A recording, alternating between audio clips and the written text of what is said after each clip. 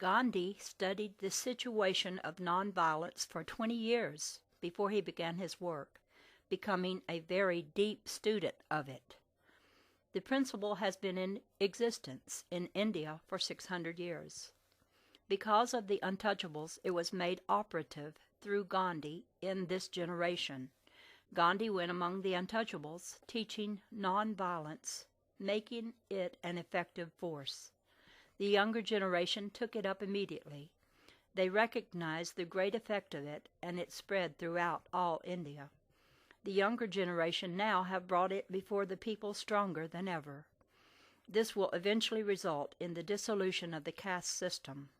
The untouchables became quite an issue there, as they numbered some 65 million, and guidance was necessary because they had such powerful influence. Gandhi has been almost entirely responsible for their present emancipation. Those in the groups mentioned that are working for world peace are persons of a very high spiritual understanding. One man of each group is always prominent as one of spiritual attainment. There are some 60 in the United States who definitely belong to this association. They are very quiet concerning their connection with it. They do not give out the place of their group meetings or any information concerning their activities. This is why many people are more or less incredulous concerning the great work being done by the illumined. They are so accustomed to outer show and display that they cannot imagine any great work being done in such a quiet, simple manner. But if one will stop to think for just a moment, he will realize that all the motivating forces of the universe are silent, and those who work consciously with these forces move according to motives. There will come a time, however, when they will work more openly, but that will be when there are enough illumined people to know and understand just what they are doing. Study your own experiences. Are you not aware that silent influences work underneath the surface of your own being? Are those forces which control your life more than the outwardly manifest things which you express in words? However, just as these silent broodings of your own inner nature eventually find their outer expression when you are in an environment which harmonizes with them, you do not hesitate to express them. Study yourself and you will find everything working in you just as it is in the race. What the Father sees in secret, he will reward you openly, if not, is not an idle statement, but it reveals the manner in which all things come into being in the outer world. To understand this fact will not only be to better understand yourself, but also the manner of the universal spiritual work that is going on underneath the surface all the time. It is only through adapting oneself to this sort of conscious procedure that he will be able to clearly trace the workings of the secret brotherhood. Their activities are hidden only to those who do not discern the mode of accomplishment. We are accustomed to noise and display, and the quiet yet most powerful forces in ourselves and the world about us go unnoticed. We follow the noisy people into bypaths and lose the path of life that moves in stillness through our own individual being. This brotherhood is not properly an organization, as anyone can belong who will work constructively, either openly or silently, for peace. It is rather an association of kindred spirits. They cooperate, in fact, with any association or organization that is for the benefit of mankind or the advancement of humanity. The group in India works silently, but it is its influence that brings these bodies together and coordinates their activities. It was the activity of this very group that brought the Nobel Peace Prize before the world.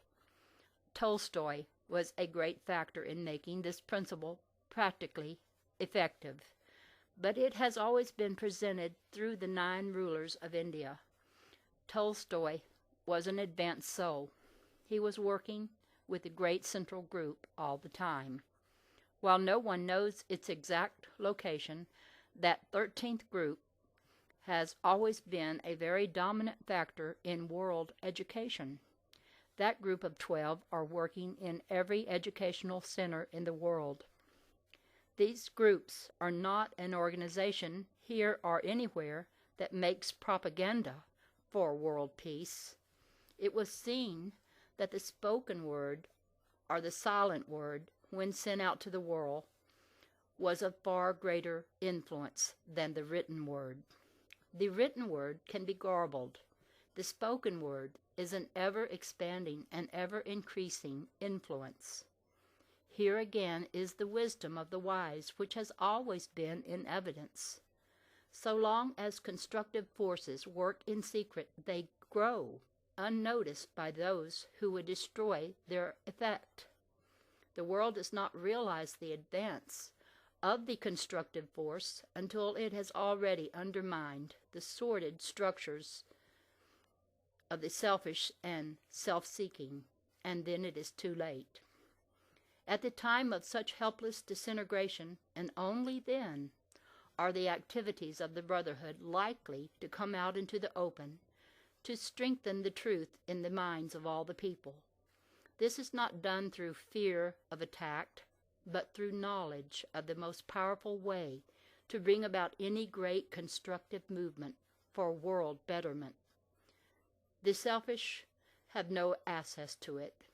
In a sense, all those who are working for India's freedom or for the freedom and peace of the world are avatars, as the Western world looks at the avatars.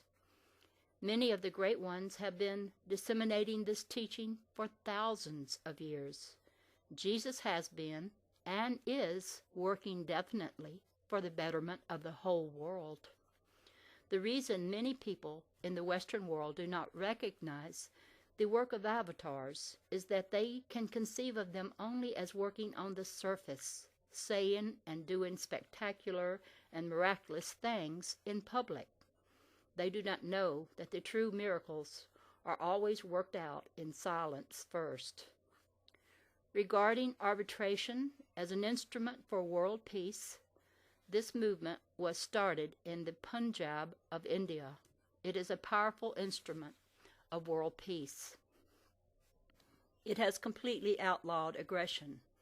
India never did use an aggressive attitude, never did encourage open warfare in that territory at all, and the Punjab was the greatest influence back of this whole movement.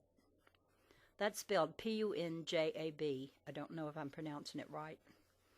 It has been maintained throughout India for about 3,000 years. Non-aggression and arbitration have been proved practical. W. J. Bryan, consciously or unconsciously actuated by the silent influence, succeeded in getting peace treaties with all but 4 nations. So far, no national character has since dared to take up his work. It will be taken up again someday in the future, with the forming of a board of men unknown to the outer world that have complete authority from the peace societies and groups working unselfishly for world peace. If all the financial world were to get behind this movement for unity, it would be the greatest influence for peace. There could then be no finances for war. It could be impossible to finance war, and hence there could be no war. If the cooperative systems should be adopted universally, there could be no booms and no more depressions. It would also be of great influence in the abolition of war. As a matter of fact, cooperation is coming into existence. The people who do not cooperate and align themselves with the new order will be outlawed completely. Following this spreading tendency to outlaw war, people will have their eyes open to the causes of war, which are the sole promotion of group or national advantages.